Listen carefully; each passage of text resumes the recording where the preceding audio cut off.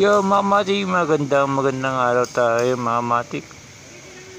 Nasa ilalim ako ng tulay, mga matik. Ngayon, mga matik, di naman makauwi dahil sa may pag-ulan, mga matik. Kaya kami dito, mga matik, ay naghihintay tumila ng konti, mga matik. Dahil ang ulan nito, mga matik, ay mabasa ka at di ka nagbalaw. Automatic, mga matik, pag gising mo na umaga, masakit na ulo mo. Kailangan, mga matik, pagka nabasa kayo ng ulan, iligo nyo para kinabukasan di kayo magkasakit, mga matik. Dahil sa antay ka, mga matik, binidyo ako na lang yung mga tao dito sa ilalim ng tulay, mga matik. Yung iba magja-jogging, yung iba mamamasyal, mga matik. Yung iba magsusumba. And na-stranded din dito, mga matik.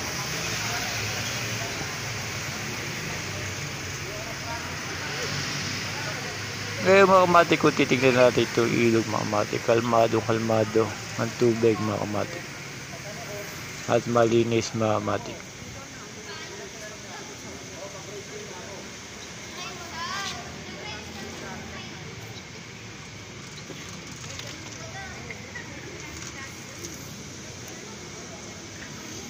Kaya yung katabi ko, mga matik, na nagtitindang tao, mga matik, nauubos na dahil sa marami din sa kanya buibili, mga matik.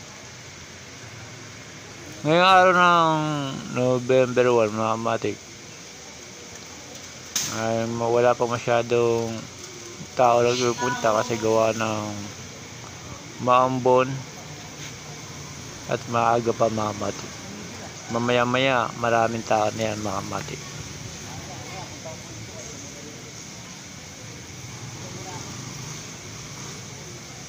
Yo, mga matik, hanggang dito na lang, mga matik. Na video ko lang, mga matik, para ipakita ko rin sa inyo, mga matik. Pagka umulan, automatic magbalaw, mga matik, pagka ikaw ay nabasa. Ang ganda ng Marikina, mga matik, ilog ng Marikina yan.